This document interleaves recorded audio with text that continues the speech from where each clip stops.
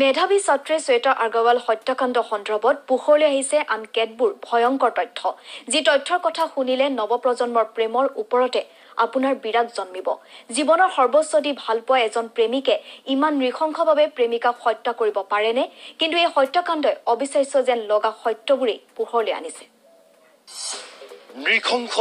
নিষ্ঠুৰ নিদাৰুণ ডিঙি কাটি হত্যা কৰিছিল স্বেতাক প্ৰেমিকাই চুৰিৰে ডিঙি কাটি দিছিল স্বেতাৰ এটা সুখৰ সপোন আছিল ৰচিছিল মনতে এখন সপোনৰ সংসাৰ প্ৰেমিকক উজাৰি দিছিল জীৱনৰ সৰ্বস্ব কেতিয়াও ভবা নাছিল সেইজন প্ৰেমিকৰ হাততেই বিয়াৰ পূৰ্বেই মৃত্যুক সাৱটিব লাগিব বুলি সেইগৰাকী দুৰ্ভগীয়া স্বেতা আগৰৱালা পাখণ্ড প্ৰেমিকে কৰিছিল হত্যাৰ পৰিকল্পনা শুৱনি কোঠাত সাজু কৰি ৰাখিছিল চুৰি কেৰাচিন স্বেতা অহাৰ লগে লগে দুয়ো লিপ্ত হৈছিল কাজিয়াত আগৰে পৰা সাজু কৰি থোৱা চুৰিৰে কাটি দিছিল প্ৰেমিকাৰ ডিঙি কাটি জ্বলাই দিছিল স্বেতাক যে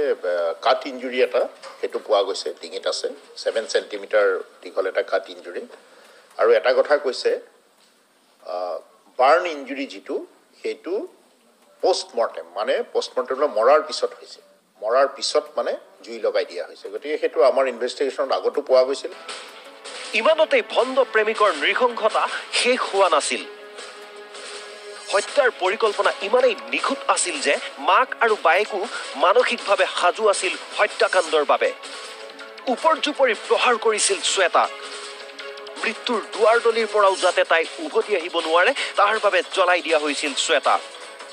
বায়েকৰ উপস্থিতিতেই গোবিন্দই জ্বলাই দিছিল স্বেতাক যেটো মৰত ৱালত মাৰি দিছিলে আৰু এনেকুৱা লাগিছে যে উপৰ্যুপৰি মাৰিছে এবাৰৰ কথা নহয় গতিকে এইটো হঠাতে হোৱা কথা নহয় ইচ্ছা কৰিয়েই আৰু যথেষ্ট চিন্তা কৰি এইটো হেৰিটো কৰিছে তেতিয়া বায়েকে গ'লে বায়েক 3 বজাতে আহি ঘৰ পাইছিলে কিন্তু তেতিয়ালৈকে স্বেটাৰ 3:30 বজাৰ পিছত পাইছিলে তেতিয়ালৈকে ছোৱালীজনীৰ মৃত্যু হৈছে তাৰ পিছত জ্বলাইছে মৰণোত্তৰ প্ৰতিবেদনত স্পষ্ট হৈছে আন বহু ভয়ংকৰ তথ্য অন্যহাতে হত্যা কৰাৰ পিছত থাকি যোৱা তেজসমূহ বায়েকেই চাফা কৰিছিল খেলিমেলি এটা কৰি আছিলে বায়েক গৰাকী কৈছিলে যে মই বহুত দেৰিকৈ আহি পাইছিলোঁ কিন্তু এতিয়া গম পোৱা গ'ল যে নহয় 3 বজাতে বায়েক আহিছিলে বায়েক প্ৰথমে দেখা পাইছিলে দেখা পোৱাৰ পিছত তাৰপিছত এই যিবিলাক তেজবিলাক ধোৱা কৰা এই গোটেই কামবিলাক বায়েকে কৰিছে তাৰ পিছতহে মাক আহি পাইছিলে অকল বাইকত নিয়াই নহয় তাৰ পূৰ্বে এইখন তেওঁলোকৰ টেম্পুত নিবলৈ চেষ্টা কৰিছিল স্বেতাৰ মৃতদেহটো স্বেতা আগৰৱালক হত্যা কৰাৰ পিছত প্ৰাৰম্ভিকতে সেইগৰাকী হত্যাকাৰী প্ৰেমিকে এইখন টেম্পুতে লৈ যাবলৈ চেষ্টা কৰিছিল সেই মৃতদেহটো কিন্তু সৌভাগ্য